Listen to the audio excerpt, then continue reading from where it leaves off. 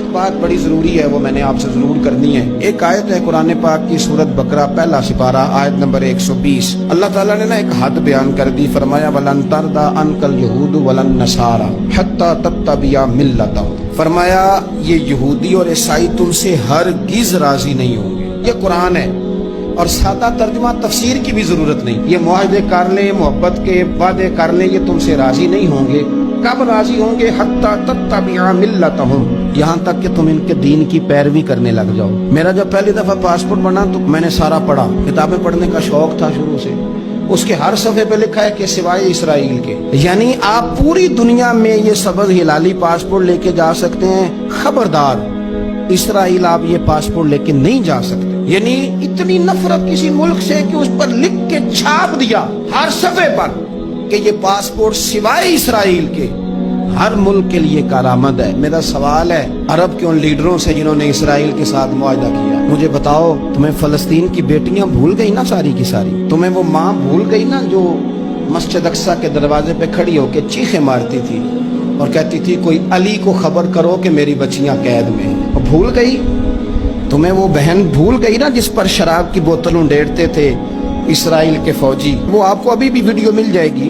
وہ انڈیلتے تھے شراب کی بوتل، اسے پکڑتے تھے، دست درازی کرتے تھے، اور وہ بیٹی کہتی تھی یا رحمت للعالمین۔ بھول گیا تمہیں وہ سارا کچھ؟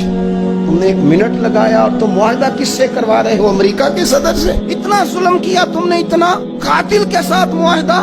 کیا سمجھتے ہو فلسطین والوں کا کوئی والی وارث نہیں؟ سنو، میرے رسول کریم صلی اللہ علیہ وسلم نے فرمایا میرا کوئی مالدار امتی دنیا سے چلا جائے، پیسے جائیدادیں چھوڑ کے جائے تو اس کی اولاد میں بانٹ دینا، لیکن اگر اس کے ذمہ قرضہ ہو تو میرے پاس آ جانا، میں اپنے امتی کا قرض ادا کروں گا۔ جس کا کوئی وارث نہیں ہوتا مدینے والا اس کا وارث ہوتا ہے، میں قرض دوں گا اپنے امتی کا۔ کیا سمجھتے ہو فلسطینی لاوارث ہے؟ صبح قیامت نبی پاک تم سے سوال کریں گے، تمہیں اللہ کے حضور حاضری دینی ہے۔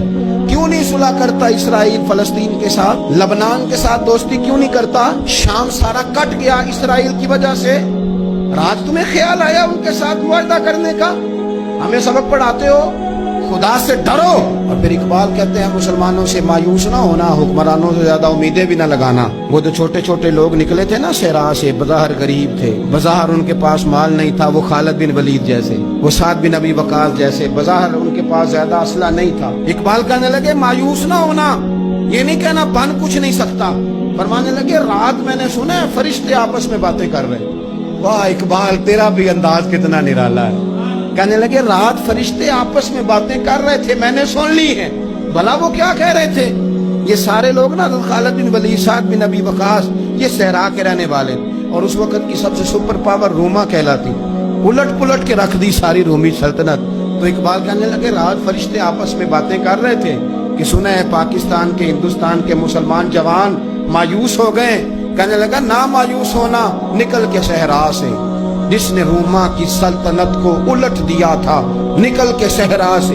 گرمی دیکھو اس شیر کی، ولولہ دیکھو اس مرد کا جو مصور پاکستان ہے، نکل کے صحرا سے جس نے روما کی سلطنت کو الٹ دیا تھا۔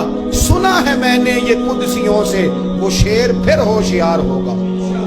وہ کل باتیں کر رہے تھے کہ بہت سارے ان میں سے پھر جاگ گئے اور بڑی جلدی وہ بلاک بنائیں گے۔ سنا ہے میں نے یہ قدسیوں سے کہ وہ شیر پھر ہوشیار ہوگا، وہ آئے گا میدان میں، نکلے گا، اور انشاءاللہ یہی چراغ جلے گا تو روشنی ہوگی۔